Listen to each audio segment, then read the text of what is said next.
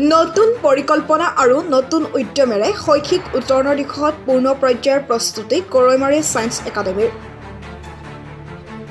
দক্ষিণ কামৰূপৰ অন্যতম প্ৰাণকেন্দ্ৰ স্বৰূপ গৰৈমাৰীত প্ৰতিষ্ঠা লাভ কৰা গৰৈমাৰী ছায়েন্স একাডেমী কৰ্তৃপক্ষই আজি এখন বিশেষ পৰিকল্পনা সভা আৰু আলোচনা চক্ৰ অনুষ্ঠিত কৰে।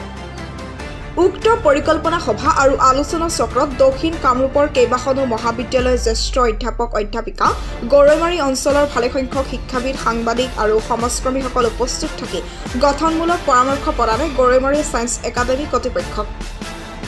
উক্ত অনুষ্ঠানৰ লগত সংগতি ৰাখি দক্ষতাসম্পন্ন উদ্যমী আৰু বাকপটুৰ শিক্ষক বাছনি প্ৰক্ৰিয়াও আৰম্ভ কৰা হয়।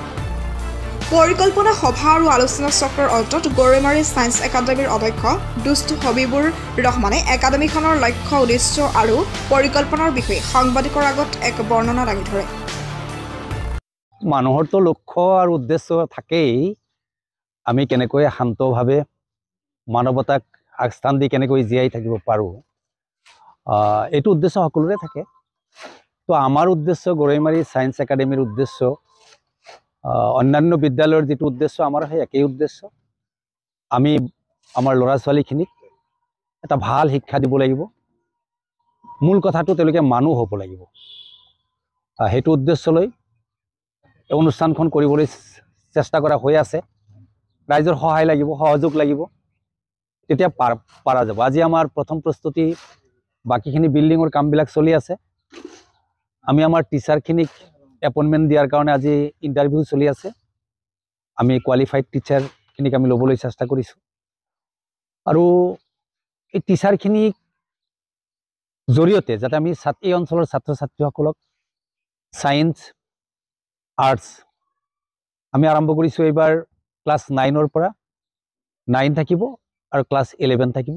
11ত ছায়েন্স আৰু আৰ্টছ এই দুটা থাকিব। ইংলিছ এণ্ড এছামিছ মিডিয়াম দুটা মিডিয়াম থাকিব। তো আমি আশা কৰিছোঁ যে সকলোৱে যদি সহায় সহযোগ কৰে, অনুষ্ঠানখন অকণমান ভালকৈ পৰিচালনা কৰি আমাৰ ল'ৰা ছোৱালীখিনিক যদি আমি সময়ৰ লগত খাপ খোৱাকৈ যদি আগবঢ়াই লৈ যাব পাৰোঁ, তেওঁলোকে চেষ্টা কৰিব লাগিব, আমি সহযোগ কৰিম। ছাৰসকলে আমি যিমানখিনি পাৰোঁ আমি চেষ্টা অব্যাহত ৰাখিম। মূল উদ্দেশ্য এইটোৱে, আৰু তাৰ কাৰণে প্ৰস্তুতি এইটো চলি আছে। আশা কৰোঁ ৰাইজে আপোনালোকে সহায় সহযোগ কৰিব, আমাৰ ভুল দেখিলে আঙুলিয়াই দিব। হয়, আমাৰ গৰৈমাৰী অঞ্চলত খুব কম দিনৰ ভিতৰতে মানে বহুত কেইখন বিদ্যালয়, ব্যক্তিগত খণ্ডৰ বিদ্যালয় স্থাপন হৈছে। আৰু এইখন বিদ্যালয় আগতেও আছিলেই, এইবাৰ এওঁলোকে আকৌ নতুনকৈ আৰম্ভণি কৰিছে। HS মানে হায়াৰ ছেকেণ্ডাৰীৰ যিটো ছায়েন্স আৰু আৰ্টছ, কলা বিজ্ঞান শাখা দুয়োটাই খুলি আছে। আমি আশা কৰিম যে আমাৰ বিদ্যালয়বোৰতো হয়েই, বিদ্যালয়টো বহুত আছে, কিন্তু বিদ্যালয় থাকিলেও তাত যিটো শিক্ষাৰ গুণগত দিশটো যাতে তেওঁলোকে যথেষ্ট গুৰুত্ব দিয়ে, শিক্ষক নিযুক্তিৰ ক্ষেত্ৰতেই হওক বা ইয়াৰ বাতাবৰণৰ ক্ষেত্ৰতেই হওক। আমি আজিকালি দেখা পাইছোঁ যে শিক্ষাৰ গুণগত কথাটোতকৈ বেছি মানে কোৱালিটিতকৈ কোৱান্টিটেটিভ দিশটো মানুহে বেছি গুৰুত্ব দিয়ে। বহুত পাৰ্চেণ্টেজ পায়, কিন্তু আজি আমি ইণ্টাৰভিউ লওঁতে এই কথাটো লক্ষ্য কৰিছোঁ যে বিষয়বস্তুৰ ওপৰত বেছি গুৰুত্ব নিদি বাহিৰা বেলেগ বেলেগ ধৰণৰ কথাৰ লগত জড়িত থাকি ল'ৰা ছোৱালীৰ ছাবজেক্টিভ নলেজ বহুত কমি গৈছে। শিক্ষাৰ গুণগত দিশটো বহুত মানে নিম্ন পৰ্যায়ৰ হৈছে বুলি আমি এটা অনুমান কৰিছোঁ, যাৰ কাৰণে আমাৰ ল'ৰা ছোৱালী হায়াৰ ছেকেণ্ডাৰীত বহুত পাৰ্চেণ্টেজ পায়, বহুত ল'ৰা ছোৱালী পাছ কৰিছে, কিন্তু হয়তো কোনোবা কম্পিটিটিভ এক্সামত গৈ দেখা যায় যে তেওঁলোকে বেছি সংখ্যক ল'ৰা ছোৱালী তাত স্থান নাপায়। তাৰ কাৰণটো এইটোৱেই মানে আমি বিচাৰি পাইছোঁ বা আমি দেখিছোঁ যে ল'ৰা ছোৱালীৰ শিক্ষাৰ গুণগত দিশটোৰ লগত কম্প্ৰমাইজ হয় বুলি এটা কথা মই নিজে উপলব্ধি কৰোঁ, আৰু মই সেই কথা কওঁ। গতিকে আপোনালোকৰ সংবাদ মাধ্যমৰ পৰা এইটো আপোনালোকে অলপ যাতে মানুহৰ পৰা আমি আশা কৰিম যে মানুহে ইয়াৰ পৰা যাতে গুণগত দিশটোত বেছি গুৰুত্ব দিয়ে, ইয়াৰ পৰা পাছ কৰি ল'ৰা ছোৱালী গৈ যাতে তেওঁলোকে ভৱিষ্যত যাতে এটা সুনিৰ্দিষ্ট যাতে ভৱিষ্যত হয়, ইয়াৰ পৰা ওলাই গৈ যাতে তেওঁলোকে ডিগ্ৰীটো বুজা হৈ যাতে নপৰে, এই ডিগ্ৰীটো লৈ গৈ যাতে ক'ৰবাত শিক্ষকতা কৰিবলৈ গৈ যাতে শিক্ষকতা কৰা বাদ দি যাতে অন্য কাম কৰিব লগা নহয়, বা কোনোবা ডক্টৰ ইঞ্জিনিয়াৰ বনাব খোজা ল'ৰাজন যাতে পৰীক্ষাত পাছ কৰিব নোৱাৰি, সেইটো হ'ব নোৱাৰে, তেনেকুৱা যাতে নহয়।